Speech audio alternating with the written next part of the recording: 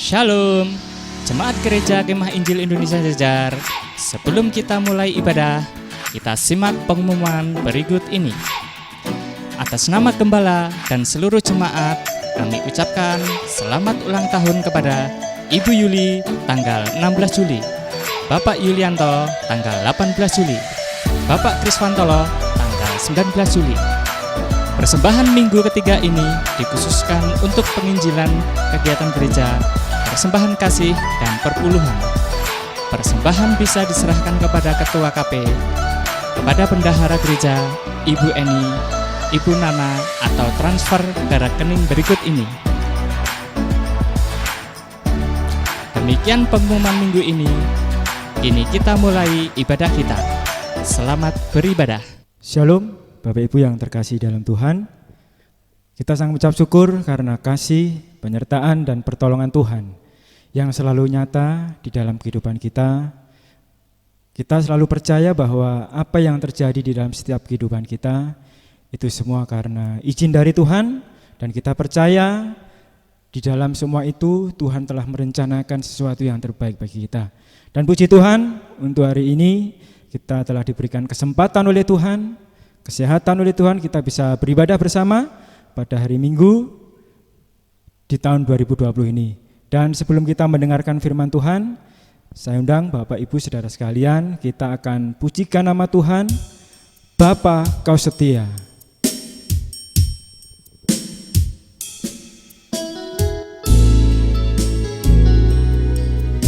Karena Tuhan yang setia dan mulia, yang selalu menyertai setiap hidup kita.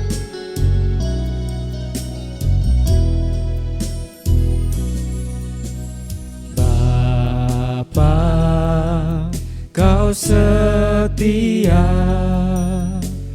Bapa, Kau mulia. Tenanglah jiwaku dalam bersamamu. Lebih dari harta, Kaulah segalanya. Tenanglah jiwaku dalam hadirat-Mu. Kau tunjukkan kasih setiamu. Kau menyediakan yang ku perlu. Kau setia, Kau mulia, dulu, sekarang, dan selamanya. Kau tunjukkan kasih setiamu. Kau menyediakan yang ku perlu. Kau setia, Kau mulia, Bapa, Kau setia.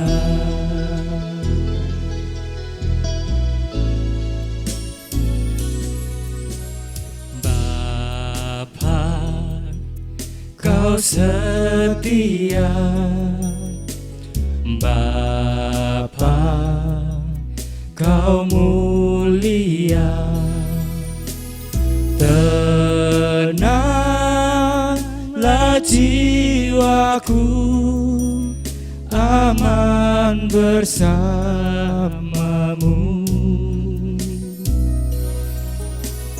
Lebih dari harta, Kaulah segalanya.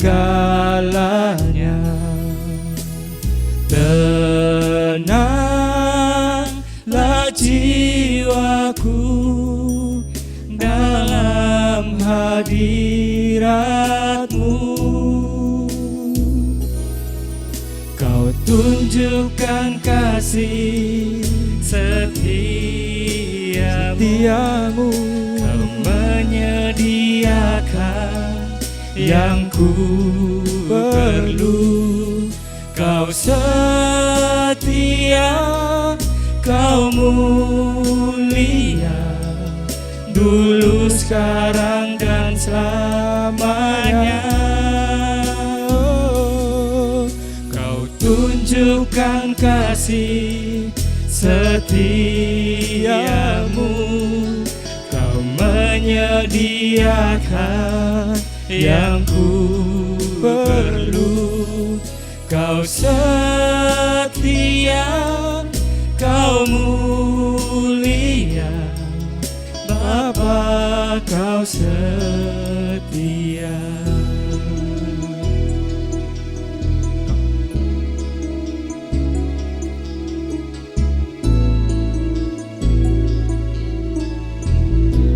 Kau tunjukkan kasih setiamu, Kau tunjukkan kasih setiamu, Kau menyediakan yang ku perlu. Kau setia, Kau mulia, dulu, sekarang, dan selamanya. Oh, Kau tunjukkan kasih setiamu, Kau menyediakan yang ku perlu. Kau setia, Kau mulia, Kau setia, Kau setia, Kau mulia, Kau setia Tuhan, Kau setia, Kau mulia, Bapa, Kau setia. Ya Tuhan, terima kasih untuk segala kasih setia Tuhan yang masih Tuhan nyatakan di dalam kehidupan kami. Terima kasih ya Tuhan, untuk hari lepas hari Engkau selalu campur tangan di dalam setiap pergumulan hidup kami ya Tuhan. Kami percaya, kami mau berserah di dalam Tuhan, dan Tuhan akan memberkati setiap langkah hidup kami. Dan kami sangat ucap syukur Tuhan untuk hari ini, atas kemurahan Tuhan, Engkau memberikan kesempatan bagi kami untuk kami bisa beribadah bersama-sama Tuhan. Dan sebentar lagi kami akan mendengarkan firman Tuhan. Kiranya kuasa Roh Kudus-Mu kuasai hati dan pikiran kami Tuhan, untuk kami bisa mengerti apa yang menjadi maksud Tuhan dalam kehidupan kami. Kami serahkan ibadah kami dari awal, pertengahan hingga akhirnya hanya di dalam nama Tuhan Yesus kami selalu berdoa dan mengucap syukur. Amin, amin, amin. Kita berdoa. Kita berdoa. Ya Tuhan, Engkau sumber hidup kami. Engkau sumber kekuatan kami. Engkau sumber segala-galanya. Karena itu Bapa, kami mohon Engkau berkenan hadir di tengah-tengah ibadah kami, di keluarga-keluarga kami masing-masing. Oleh kehadiran Roh Kudus-Mu yang mendiami hidup kami, beracara sepenuhnya dalam seluruh rangkaian penyembahan kami yang kami lakukan dengan tulus hati, dengan jujur kepada Engkau di keluarga kami masing-masing. Terima kasih Tuhan Yesus, dalam nama Tuhan Yesus kami berdoa. Amin.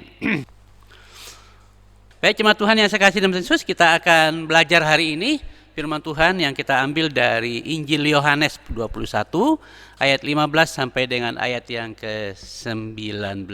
Injil Yohanes 21 ayat 15 sampai dengan ayat yang ke-19. Demikian firman Tuhan. Sesudah sarapan, Yesus berkata kepada Simon Petrus, "Simon, anak Yohanes, apakah engkau mengasihi aku lebih daripada mereka ini?"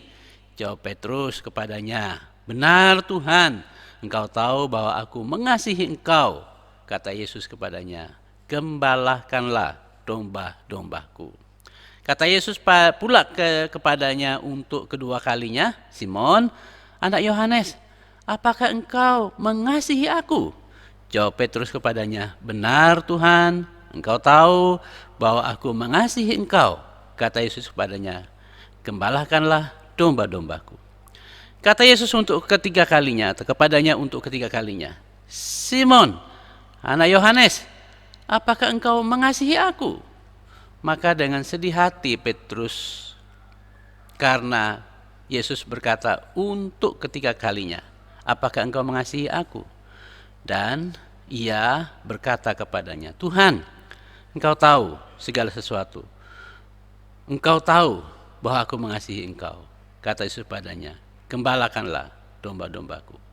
Aku berkata kepadamu, sesungguhnya, ketika engkau masih muda, engkau mengikat pinggangmu sendiri, dan engkau berjalan kemana saja kau kehendaki. Tetapi jika engkau sudah menjadi tua, engkau akan mengulurkan tanganmu, dan orang lain akan mengikat engkau dan membawa engkau ke tempat yang tidak kau kehendaki. Dan hal ini dikatakan oleh Tuhan Yesus untuk menyatakan bagaimana Petrus akan mati dan memuliakan Allah. Sesudah mengatakan demikian, ia berkata kepada Petrus, ikutlah aku. Nah, jemaat Tuhan, sebagaimana tadi saya katakan bahwa kita masih melanjutkan topik kita tentang kehadiran Roh Kudus di dunia ini. Dari ayat firman Tuhan yang kita belajar hari ini, saya ingin Bapak Ibu Saudara menangkap sebuah topik atau tema yang menjadi pegangan kita, yaitu bagaimana kita mengasihi Tuhan dengan komitmen tinggi. Ya, mengasihi Tuhan dengan komitmen tinggi. Tujuan Tuhan Yesus meminta kepada Bapa Surgawi agar mengirim Roh Kudus ke dunia ini sebenarnya adalah untuk 3 kepentingan. Ya, kepentingan apa? Sebagaimana saya sudah berkali-kali mengingatkannya kepada kita. Kepentingan pertama adalah kepentingan perintah agung Yesus Kristus yang ada di Injil Yohanes pasal 13 ayat 34 dan 35, yaitu perintah agung itu yang berbunyi demikian, kasihilah, perintah baru yang aku berikan kepadamu yaitu supaya kamu mengasihi atau saling mengasihi sesamamu sebagai manusia. Jadi itu adalah perintah agung yang Tuhan Yesus ingin kita hidupi dalam kehidupan kita sebagai pengikut Kristus, dan itu dibutuhkan peran Roh Kudus di sana, ya. Yang ketiga adalah untuk kepentingan amanat agung di dalam Matius pasal 28 ayat yang ke-19 sampai 20. Juga menyangkut nanti kehadiran Roh Kudus dalam hidup seseorang akan memampukan seseorang untuk mentaati amanat agung ini untuk menjadikan dunia ini menjadi murid Kristus. Lalu untuk kepentingan yang ketiga adalah kepentingan menjadi saksi Kristus, atau disebut juga saksi agung tentang Kristus, yang ada di Kisah Para Rasul pasal 1 ayat yang ke-8. Jadi sebenarnya kehadiran Roh Kudus di dunia ini untuk ketiga kepentingan ini. Peran Roh Kudus juga yang akan memampukan kita untuk bagaimana kita mentaatinya, dan kita akan berbicara tentang ketaatan kembali kepada Injil Yohanes pasal yang ke-14 nanti, ya. Dan yang berikut adalah untuk kepentingan bagaimana kita menjadi saksi Kristus. Tanpa kehadiran Roh Kudus, ketiga hal itu tidak mungkin kita bisa lakukannya secara benar di hadapan Tuhan. Oleh karena itu, hari ini kita mengawali hal ini dengan belajar dari nas yang baru saja kita baca, yaitu Injil Yohanes 21 ayat 15 sampai yang ke-19. Itu ada kaitannya dengan perintah agung Tuhan kita Yesus Kristus. Nah, jemaat Tuhan yang saya kasih dalam Tuhan Yesus, kita akan melihat hari ini mengapa sih dalam kalimat atau teks atau nas yang tadi kita baca, kok Yesus bertanya sampai 3 kali kepada Kristus tentang kasihnya kepada Yesus. Kenapa bisa sampai 3 kali? Pertanyaan 3 kali yang Yesus tanyakan kepada Kristus ini, walaupun pertanyaannya sedikit berbeda, itu sebenarnya sebagai sebuah alat ungkit untuk mengadarkan dia ada sesuatu di bawah sadarnya yang selama ini dia tanpa sadar mengalami kesulitan untuk mengasihi Tuhan secara benar, ya. Oleh karena itu jemaat Tuhan, kita melihat di sana bahwa pertanyaan 3 kali itu menunjukkan bahwa apakah benar Petrus mengasihi Tuhan Yesus dengan kualitas yang tinggi, prioritas yang tinggi, komitmen yang tinggi. Siapa Petrus? Petrus adalah murid Tuhan Yesus. Murid yang dekat sekali dengan Tuhan Yesus. Jadi Bapak Ibu Saudara bisa bayangkan, dia murid yang dekat. Ternyata kedekatan itu tidak menunjukkan kualitas kasih seseorang. Ya, kedekatan itu tidak menunjuk, bahkan bahaya banget. Orang yang dekat itu belum tentu dia benar-benar mengasihi, bahkan bisa menjadi pecundang yang luar biasa. Karena apa? Pengkhianat itu ya, Petrus. Ya. Dan kita perhatikan, apa sih yang salah dengan sikap Petrus kepada Yesus? Ada yang tahu apa yang salah? Ya, dia berapa kali menyangkal Tuhan Yesus? 3 kali dia menyangkal Tuhan Yesus. Itu bukan di hadapan pejabat, bukan di hadapan para penegak hukum. Tidak, justru dia menyangkal Tuhan Yesus itu di hadapan masyarakat biasa, orang bawahan. Yang sesungguhnya tidak punya pengaruh besar terhadap ini, tapi dengan hanya seorang perempuan yang bertanya, hanya beberapa orang yang tidak ada hubungannya dengan pejabat yang akan menghukum dia, bertanya, sepertinya kamu ini seperti murid Yesus atau pengikut Yesus. Oh, dia sudah ketakutan sampai menyangkal Tuhan Yesus 3 kali. Selain menyangkal Tuhan Yesus, kita juga pernah melihat Petrus itu berbuat sesuatu yang salah. Setelah Tuhan Yesus sudah mati, ya kan? Apa yang dia buat? Dia kembali kepada pekerjaan lama. Dia meninggalkan panggilan Tuhan Yesus kepadanya. Padahal dia sudah bersama dengan Tuhan Yesus selama 3,5 tahun. Dekat lagi dengan Tuhan Yesus. Harusnya dia tahu hati Tuhan Yesus. Tapi dia justru tinggalkan. Tidak hanya berhenti dia tinggalkan kembali kepada Tuhan. Dia justru memprovokasi teman-temannya. Ayo kita teman-teman, kita tinggalkan panggilan Tuhan kepada kita. Toh dia sudah tidak ada. Jadi perhatikan, dia mempengaruhi, dia memprovokasi orang lain, membawa mereka meninggalkan panggilan Tuhan, menjadi nelayan. Jadi dengan demikian Bapak Ibu sekalian, dengan itu dari faktor-faktor tersebut terlihatlah bahwa sesungguhnya Petrus itu belum mengasihi Yesus dengan kualitas yang tinggi. Pertanyaan 3 kali dari Tuhan Yesus itu menunjukkan bahwa hal kasih kepada Tuhan itu, sekali lagi, hal kasih kepada Tuhan itu bukan hal yang sifatnya sepele, bukan hal yang sederhana.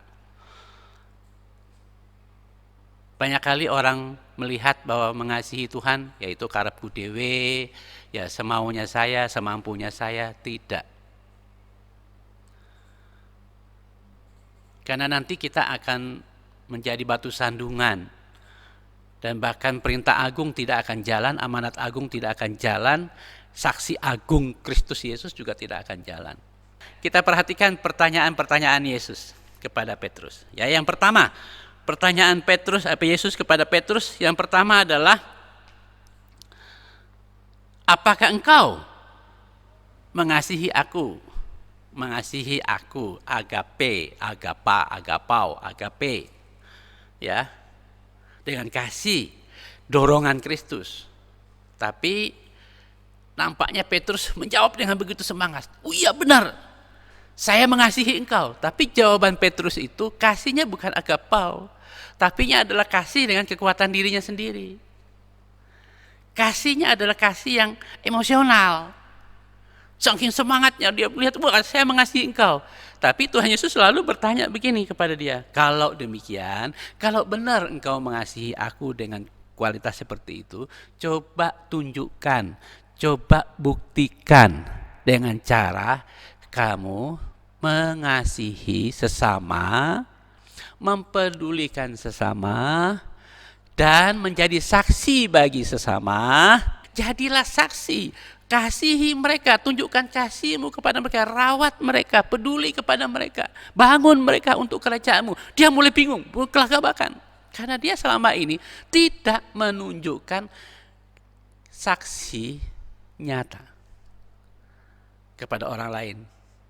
Dia kan sempat jatuh, sempat menyangkal, bahkan dialah yang menjadi provokator. untuk membawa murid-muridnya meninggalkan Tuhan dan meninggalkan panggilan kerajaan Allah.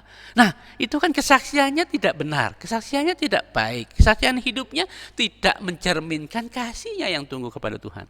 Dan itu berbahaya sekali. Jadi itulah sebabnya kasih yang dimiliki oleh Petrus itu sifatnya sangat rapuh sekali. Tatkala kasih yang hanya bersifat emosional itu kita andalkan untuk mengasihi Tuhan, begitu kita menghadapi tantangan, begitu kita menghadapi kesulitan, begitu kita menghadapi persoalan, begitu kita menghadapi perlawanan dari orang lain, wah, kita hilang. Kalau kasih kita hanya berdasarkan kekuatan diri, tidak didukung oleh Roh Kudus. Kalau kasih kita kepada Tuhan hanya berdasarkan emosional kita untuk hal-hal yang baik, begitu kita menghadapi yang sulit, yang pahit dan seterusnya, wow, kita langsung tinggalkan Tuhan, kita langsung tinggalkan pekerjaan Tuhan, kita langsung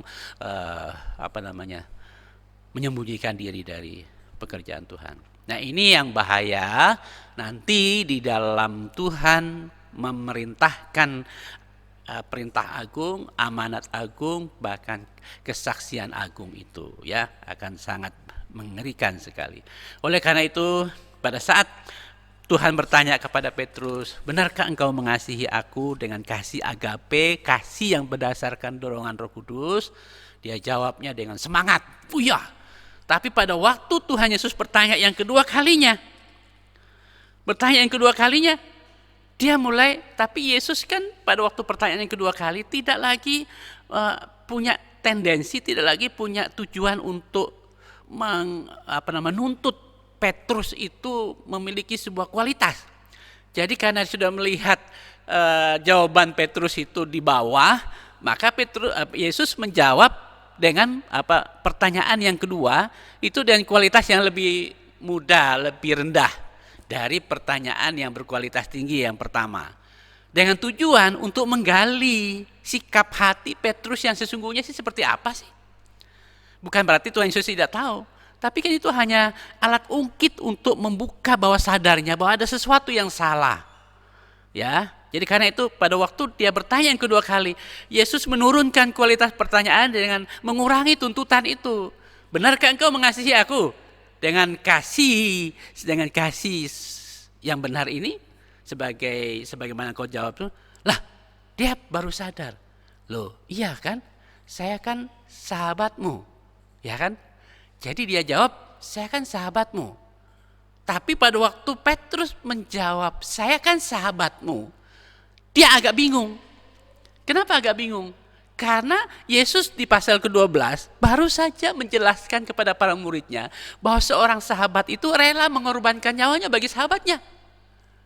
Ya kan? Nah, pada waktu dia menjawab, oh ya saya kan sahabatmu, dia menjawab dengan kasih pelia, persaudaraan, kekeluargaan, persahabatan.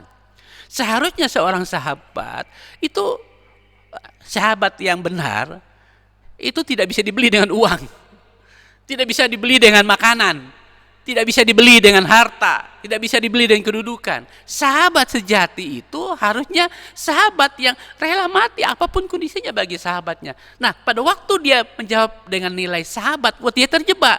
Karena dia sadar bahwa, saya menjawab dengan kata sahabat, tapi saya tidak rela mati untuk sahabat. Bahkan dia mengkhianati Yesus. Dia menyangkal Yesus berapa kali? 3 kali. Dan juga dia tidak siap mati untuk Yesus. Bahkan dia sempat memprovokasi teman-temannya untuk meninggalkan panggilan. Nah, ini kan lalu pertanyaan itu membuat dia pada waktu menjawab. Jadi pada waktu saya merenungkan bagian ini, saya membayangkan Petrus itu yang sedang berhadapan dengan Tuhan Yesus begini. Waktu dia menjawab, ya saya kan sahabatmu. Dia tidak menjawab, saya mengasihimu. Enggak. Sama sekali dia tidak menjawab dengan, saya mengasihimu Yesus. Enggak, tapi iya, saya sahabatmu. Tapi pada waktu dia mengungkapkan kata sahabat, saya membayangkan dia dalam keadaan bingung. Artinya dia tidak sedang dalam kondisi yang tajam menjawab dia mengasihimu, tapi dalam kondisi yang sedang bingung. Dan boleh saya katakan, dia sedang menjawab sebuah pertanyaan Yesus itu boleh dikatakan seperti ambigu. Ya, ambigu artinya apa? Kabur, tidak jelas, bingung. Karena dia sadar, kalau nanti saya menjawab, saya mengasihimu sebagai sahabat. Nah, mengasihi sebagai sahabat, konsekuensi logisnya adalah dia akan rela menyerahkan nyawanya mati bersama dengan Kristus. Dia akan mengorbankan seluruh potensi hidupnya untuk visi, karena dia akan memiliki satu visi, satu misi. Karena sahabat itu selalu satu visi, satu misi dengan sahabatnya, kan?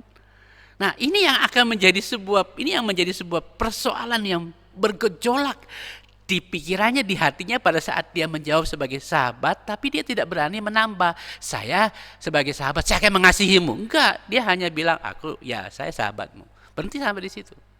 Karena dia sedang memikirkan konsekuensi logis dari kalau dia berkata sebagai seorang sahabat yang mengasihimu, pasti konsekuensi logisnya adalah bahwa dia akan serius mengasihi Tuhan, dia akan sungguh-sungguh bahkan rela berkorban bagi Tuhan Yesus, bahkan bagi pekerjaan dan pelayanan Tuhan Yesus. Tapi di dalam hatinya kan masih bergejolak, dia masih teringat pada masa lalu di mana dia pernah menyangkal Tuhan Yesus, di mana pernah membelot dari Tuhan Yesus, di mana dia dia pernah mengajak teman-temannya untuk meninggalkan Tuhan, dia sebagai provokator untuk meninggalkan. Nah, bergejolaknya pikiran itulah yang membuat dia berada dalam sebuah kondisi yang saya boleh katakan semacam orang yang sedang bingung, ambigu.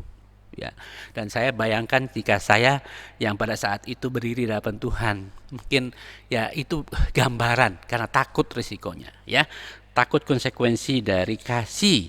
Itu sebabnya dia tidak berani menjawab, saya sebagai sahabatmu, tapi saya mengasihimu. Enggak, cukup sahabat, tapi tidak berani untuk mengatakan mengasihi Yesus. Kenapa Bapak saya kalian? Ya, karena dia takut sekali konsekuensinya. Petrus sadar dia tidak memiliki kasih yang berkualitas tinggi, bermutu tinggi kepada Yesus. Petrus sadar dia tidak punya komitmen yang tinggi kepada Kristus. Petrus sadar dia tidak memiliki prioritas yang tinggi kepada Tuhan Yesus, karena dia pernah menyangkal Tuhan Yesus, meninggalkan panggilan, bahkan mempengaruhi orang lain untuk meninggalkan panggilannya. Jadi inilah yang kemudian membuat dia seperti orang yang bingung, ya, bingung di dalam menjawab, karena dia sendiri tidak serius di dalam mengasihi Tuhan, sehingga dampaknya pekerjaan Tuhan, kerajaan Allah yang dibawa oleh Yesus di dunia ini akan mandek sampai di situ. Ingat ya Bapak Ibu sekalian, saya pernah katakan sesungguhnya misi Tuhan itu akan berhenti di tangan siapa? Kerajaan Allah bisa berhenti, itu tidak jauh-jauh, bukan dari dunia sana, dari saya dan Bapak Ibu sekalian yang tidak memiliki kasih kepada Tuhan, yang tidak memiliki visi yang sama dengan Tuhan. Pekerjaan Tuhan bisa hancur di sana, berhenti sampai di situ, mandek sampai di situ. Ya. Jadi karena itu hari ini jemaat Tuhan yang saya kasih dalam Tuhan Yesus, sadar atau tidak sadar kita sebagai seorang Kristen, banyak orang berkata aku mengasihi Tuhan karena Tuhan baik kepada saya. Tapi seringkali kita tidak memiliki sikap kasih yang benar kepada Tuhan. Bahkan kecenderungan yang ada, banyak orang Kristen hari ini justru memiliki sikap kasih seperti kasih Petrus, ya. Tidak siap mengasihi Kristus dengan sungguh-sungguh dan komitmen yang tinggi, kualitas yang tinggi, prioritas yang tinggi. Karena apa? Dia takut kepada konsekuensi logis selanjutnya. Karena kalau kita mengasihi, kan konsekuensinya kan adalah kita akan mentaati Tuhan, bahkan siap mati bagi Tuhan dan kerajaannya. Ya, nanti kita akan lihat pada berikutnya. Dan kita akan mungkin tidak siap memberikan prioritas untuk Tuhan. Oleh karena itu Bapak Ibu sekalian, kita perhatikan di dalam Wahyu. Di Wahyu pasal yang kedua, Tuhan menegur dengan keras sekali jemaat Efesus. Ya, jika Bapak Ibu Saudara bisa baca Efesus pasal 2 ayat yang keempat. Efesus ditegur keras oleh Tuhan karena memang mereka berbuat baik. Wah, kelihatannya mereka melayani Tuhan, menyembah Tuhan, tapi kasih kepada Tuhan itu tidak ada. Jadi mereka hanya melakukan segala sesuatu hanya berdasarkan kewajiban, bukan berdasarkan kasih. Dan Tuhan berkata, kamu telah meninggalkan kasih yang mula. Dan lebih parah lagi di Wahyu pasal 3 ayat yang ke-16. Jemaat Laodikia, ditegur Tuhan. Karena jemaat itu memiliki kasih yang sifatnya suam-suam kuku. Dan Tuhan berkata, aduh, kalau ada anak-anakku yang kasihnya kepadaku suam-suam kuku itu bagaikan satu benda di dalam mulutku yang membuat aku mual sekali, mau buang muntah. Jadi jangan sampai kita meninggalkan kasih mula-mula kita kepada Tuhan Yesus. Jangan sampai kita menjadi seperti jemaat di Laodikia yang kasihnya suam-suam kuku, setengah-setengah hati. Main-main saja, tidak serius. Tuhan bilang, aku mau muntah. Ya. Tuhan ingin Bapak Ibu sekalian, umatnya mengasihinya dengan tulus hati. Dengan sungguh hati, bukan dengan setengah-setengah. Ya. Kata sahabat dalam pikiran Petrus ini adalah itu seolah-olah Petrus itu sahabat di sini hanya sahabat biasa. Tapi kata sahabat yang sesungguhnya dalam prinsip Alkitab adalah sahabat yang rela mati bagi sahabatnya. Pertanyaan yang ketiga, Yesus kembali kepada pertanyaan yang pertama. Apakah engkau sebagai rekanku, sahabatku, benar mengasihi aku? Nah, dia menggunakan dua kalimat selanjutnya. Pertama dia bilang, oh iya saya mengasihi engkau dengan kekuatanku. Tapi yang kedua kan dia menjawab dengan sebagai sahabat. Tuhan menggunakan kata Petrus sebagai sahabat itu. Nah sekarang kalau kamu sahabatku, rekanku yang benar, rekanku, kata Yesus. Kalau benar kau rekanku, sahabatku, apakah engkau mengasihi aku sebagai rekan, sebagai sahabat? Petrus akhirnya baru sadar bahwa iya, Tuhan butuh kasih yang seperti itu. Sehingga dia menjawab, Tuhan, engkau tahu apa yang ada dalam hatiku. Kalau kemarin iya, tapi hari ini tidak. Sekarang saya sadar, ada sesuatu yang salah pada diri saya kepada engkau selama ini. Saya ingin mengembalikan kasih saya kepada kekuatan Roh Kudus yang akan memampukan saya untuk mengasihi engkau dengan sungguh-sungguh. Itulah sebabnya nanti kan di ayat yang berikutnya akhirnya Tuhan Yesus berkata kepada dia, kan di ayat yang ke 18-19 kita perhatikan di sana. Ya. Aku berkata kepadamu, sesungguhnya ketika engkau masih muda, engkau mengikat pinggangmu sendiri dan terus ya menjalankan kepada saja engkau kehendaki. Wah, luar biasa. Tetapi jika engkau sudah tua, engkau akan mengulurkan tanganmu dan orang lain akan mengikat engkau, membawa engkau kepada tempat di mana engkau tidak kehendaki. Hal ini, kata ayat yang ke-19, dikatakan oleh Tuhan Yesus untuk menyatakan bagaimana Petrus akhirnya dengan komitmen kasihnya yang dipulihkan tadi itu, dia akan mewujudkan kasihnya dengan cara Petrus akan mati dengan cara memuliakan Tuhan. Jadi bukan saja pada waktu dia hidup dia memuliakan Tuhan, tapi juga pada waktu matinya pun dia memuliakan Tuhan. Dan sejarah menunjukkan bahwa Petrus mati dengan cara kepala di sebelah bawah. Ya. Dan mengikuti Tuhan Yesus. Jadi dengan demikian jemaat Tuhan yang saya kasih dalam Tuhan Yesus, pelajaran penting untuk kita hari ini, jemaat Tuhan yang saya kasih dalam Tuhan Yesus, bahwa jika benar kita mengasihi Tuhan karena kekuatan Roh Kudus yang ada dalam kehidupan kita, Tuhan tidak mau kita sebagai anak-anaknya, umatnya, pengikutnya, muridnya, mengasihi dia dengan setengah-setengah hati, dengan suam-suam kuku. Ya, karena bagi Tuhan kondisi seperti itu adalah kondisi yang memuakkan hatinya, menyebelkan hati, menyesakkan hatinya, sesuatu yang rasanya nggak enak. Bapak Ibu Saudara, mungkin kalau melihat orang yang juga setengah-setengah kepada saudara pasti tidak suka juga. Ya Tuhan juga sama dengan seperti itu. Karena nanti akan berpengaruh kepada visi misi Tuhan di dunia ini untuk 3 hal penting tersebut. Perintah agungnya, amanat agung, dan saksi agung Tuhan Yesus. Ya, juga Tuhan mau supaya kita benar-benar mengasihi Dia dengan kasih yang berkualitas tinggi, dengan kasih yang berkomitmen tinggi kepada Tuhan, dengan kasih yang memprioritaskan Tuhan dan kerajaannya.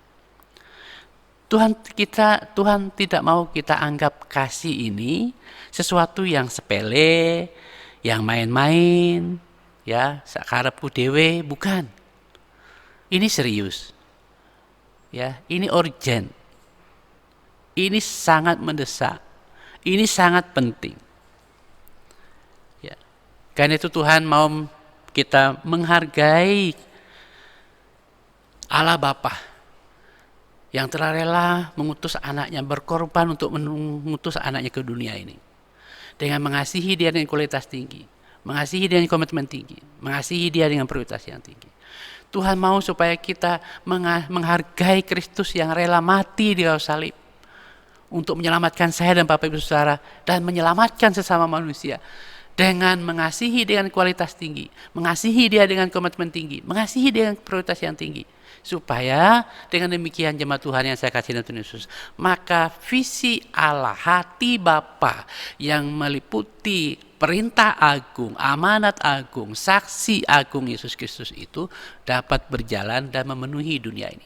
Kita sedang berpacu dengan dunia, kita sedang berpacu dengan iblis. Hari ini iblis benar-benar sedang bergerak dengan berbagai cara untuk membawa manusia ke neraka. Siapa lagi yang akan menolong mereka? Bukankah Tuhan sudah mempercayakan tugas ini kepada saya dan Bapak Ibu Saudara sekalian untuk menyampaikan berita keselamatan itu bagi dunia, dimulai dari anak-anak kita sampai ke lansia.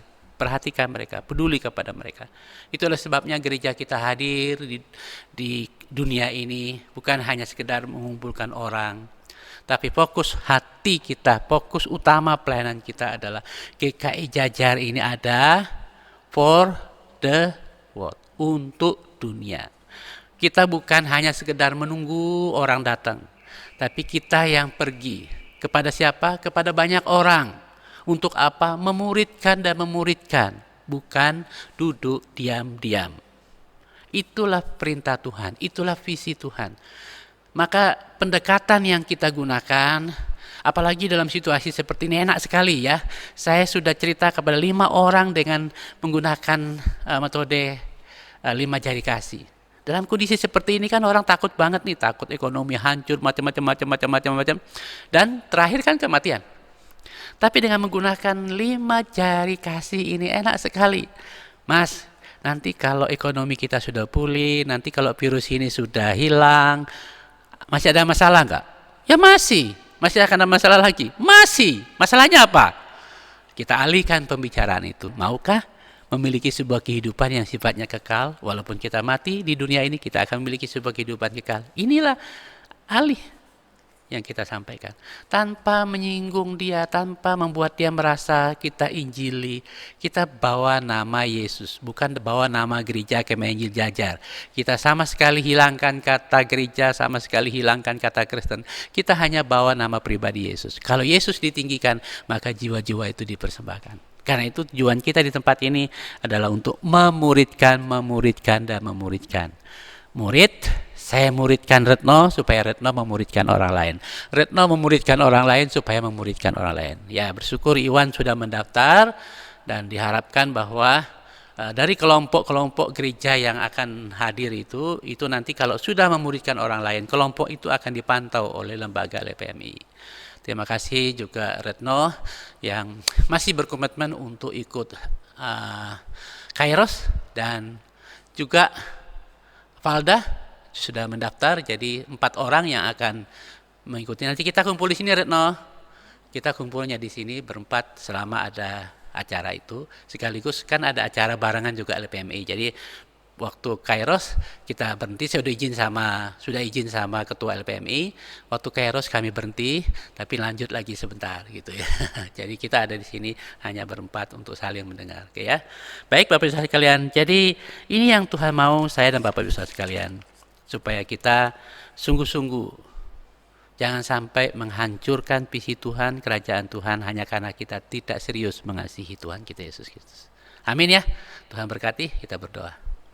Ya Bapa Surgawi, terima kasih untuk firman-Mu yang Kau sudah berikan kepada kami hari ini. Yang walaupun mungkin berulang-ulang kali kami sudah membacanya, tapi perlu Engkau buka mata hati, telinga hati kami lebih serius ya Roh Kudus.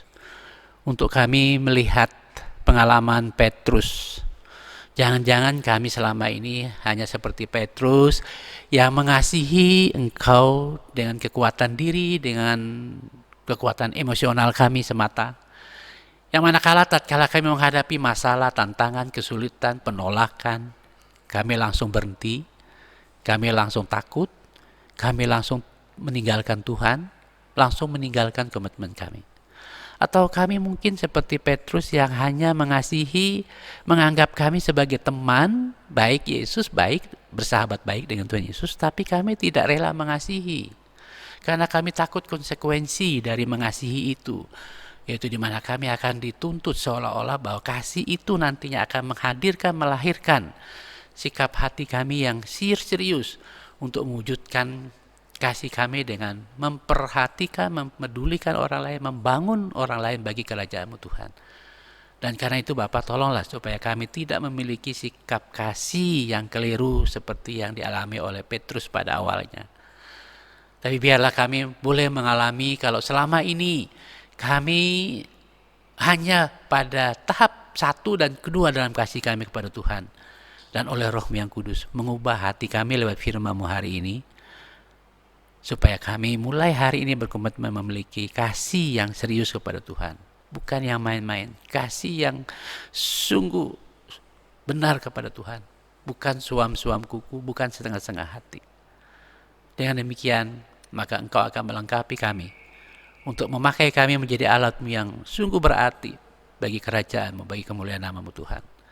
Demikian juga anak-anak-Mu yang dengan serius berdoa bagi kerajaan-Mu, bagi kepentingan pekerjaanmu di dunia ini, maupun juga yang rela berkorban karena mengasihi Engkau, sampai berkorban juga harta, tenaga, pikiran, waktu mereka bagi kepentingan pekerjaanmu Tuhan. Engkau yang tahu semua itu, karena tidak ada satupun yang tersembunyi di lubuk hati kami terhadap Engkau Tuhan. Mungkin ada yang sakit juga, Tuhan pulihkan. Kami mohon Tuhan juga akan memulihkan Pak Kris dengan sempurna, juga Bu Sarjilah, Tuhan juga akan pulihkan. Demikian juga memberkati juga pekerjaan dari setiap anak Tuhan, pegawai negeri, swasta, buruh, petani, pedagang, wira swasta. Tuhan berkati anak-anaknya dalam proses pendidikan dari PAUD sampai ke perguruan tinggi dengan berbagai pergumulan mereka dalam proses belajar mengajar mereka, termasuk yang sedang mencari sekolah baru. Kami mohon Tuhan berkati pekerjaan Tuhan di seluruh tanah air kami melalui gereja kami Injil. Tuhan pakai semua hamba-Mu Tuhan, anak Tuhan, baik dari pusat, wilayah, daerah, sampai ke jemaat. Tuhan berkati. Demikian juga rencana untuk mengadakan rakerda yang menjadi panitia lokal atau pelaksana adalah jemaat Jajar di tempat ini pada bulan Agustus atau Oktober nanti, supaya Tuhan akan campur tangan supaya semua berjalan dan pertolongan Tuhan. Dan berkati juga Bapak pemerintah kami, negara kami, bangsa kami. Tuhan berkati supaya diberikan kekuatan hikmat dari Tuhan sehingga mereka boleh sungguh-sungguh dapat melaksanakan tanggung jawab menjalankan roda pemerintah kami dan kekuatan dan hikmat yang daripada Tuhan. Berikan hati yang bijak dari Tuhan, hati yang takut akan Tuhan kepada mereka ya Bapa. Dan memberkati juga anak-anak-Mu yang berulang tahun dalam pekan ini. Engkau kenal, Engkau tahu mereka yang berulang tahun. Tuhan berkati. Kami juga mohon Tuhan berkati persembahan yang baru saja dipersembahkan oleh setiap anak-Mu Tuhan. Baik milik-Mu yang kami kembalikan, yaitu persepuluhan kami yang adalah milik-Mu, supaya semuanya berkenan kepada Tuhan. Persembahan karena kami mengasihi Engkau, bahkan korban-korban kami, kiranya semuanya hanya untuk hormat kemuliaan nama Tuhan semata ya Bapa. Terpujilah Engkau kekal selamanya Bapa. Kami menyerahkan seluruh umat-Mu, anak-Mu, jemaat-Mu di tempat ini. Kiranya Engkau memberkati, memelihara, meneguhkan kami sekalian selama sepekan depan ini di dalam naungan pemeliharaan keteguhan kasih dan pemeliharaan Roh Kudus dalam hidup kami. Dan karena itu saudara kasih dalam Tuhan, terimalah berkat Tuhan Allah yang adalah sumber damai sejahtera sejati kita, senantiasa akan memberkati saya dan saudara sekalian secara utuh, jiwa, roh, bahkan tubuh kita terpelihara tanpa cacat di hadapan Tuhan kita Yesus Kristus mulai hari ini sampai Yesus datang kali yang kedua menjemput kita anak-anaknya. Amin, amin, amin. Tuhan Yesus berkati.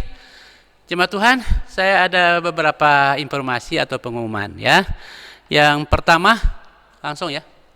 Yang pertama adalah sebagaimana keputusan BPD atau Pengadilan Pengurus Daerah dan Rakerda bahwa Gereja Kemah Injil Jemaat Jajar tetap menjadi panitia pelaksana untuk Rakerda Jateng DIY yang akan diselenggarakan bulan Oktober ya.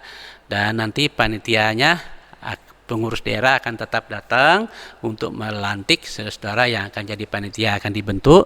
Kita akan rapat dalam waktu yang dekat untuk membentuk panitia Rakerda. Ya, yang diambil cuma anak-anak muda saja ya, karena anak muda itu akan banyak berakses keluar. Ya.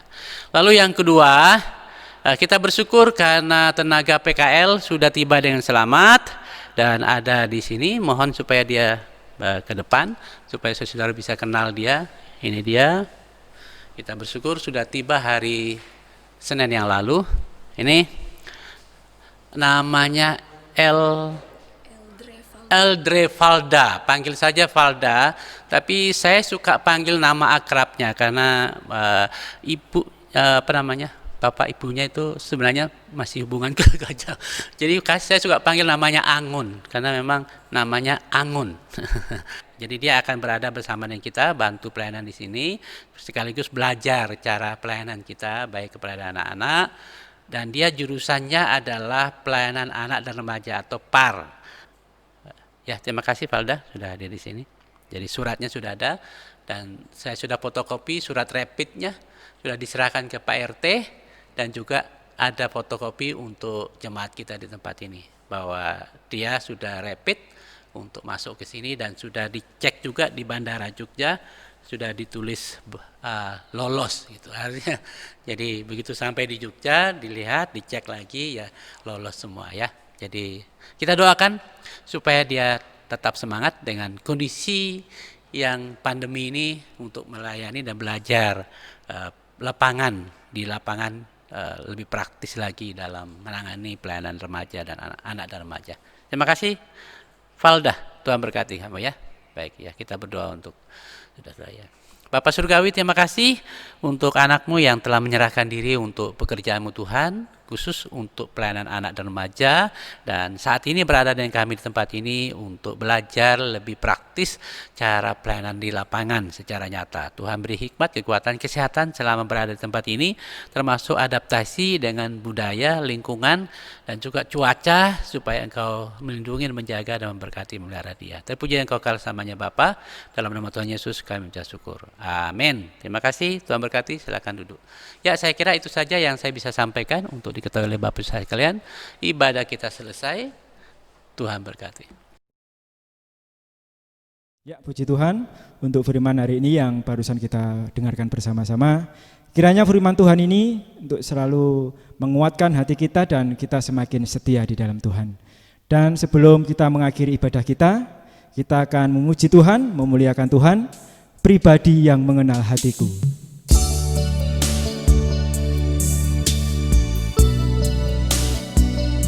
Kita mau mendekat di dalam Tuhan karena kasih Tuhan yang begitu sempurna di dalam kehidupan kita.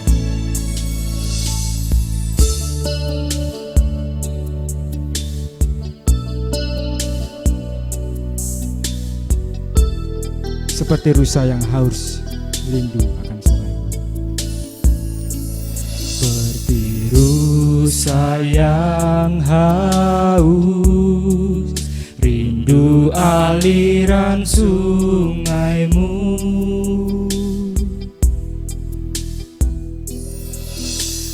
hatiku tak tahan menunggu.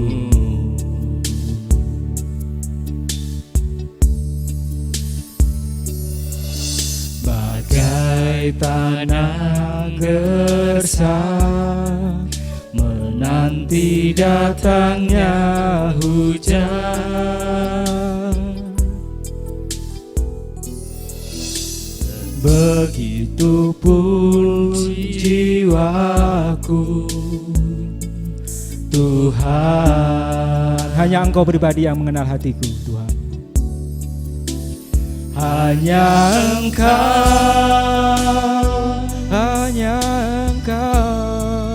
pribadi yang mengenal hatiku,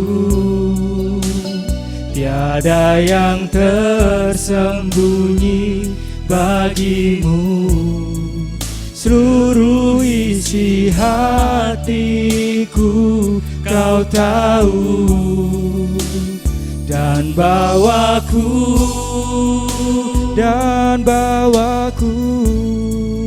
untuk lebih dekat lagi padamu, tinggal dalam indahnya dekapan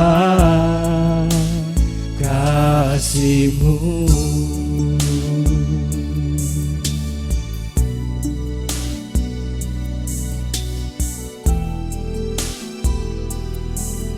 Seperti rusa yang haus, seperti rusa yang haus, rindu aliran sungai-Mu.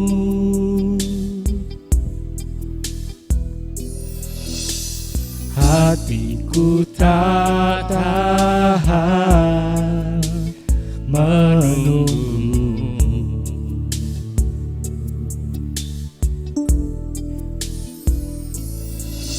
bagai padang gersang menanti datangnya hujan.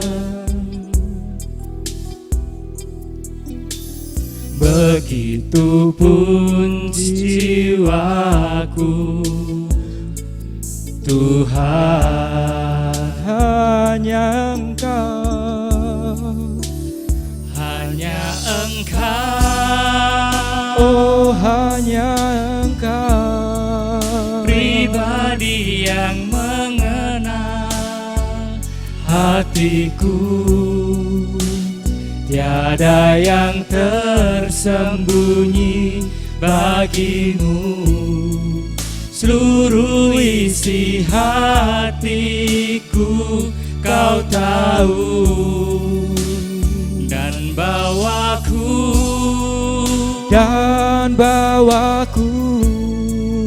untuk lebih dekat lagi padamu, tinggal dalam indahnya dekapan kasih-Mu. Hanya Engkau, hanya Engkau, oh hanya Engkau, pribadi yang mengenal hatiku. Tiada yang tersembunyi bagimu. Seluruh isi hatiku kau tahu, dan bawaku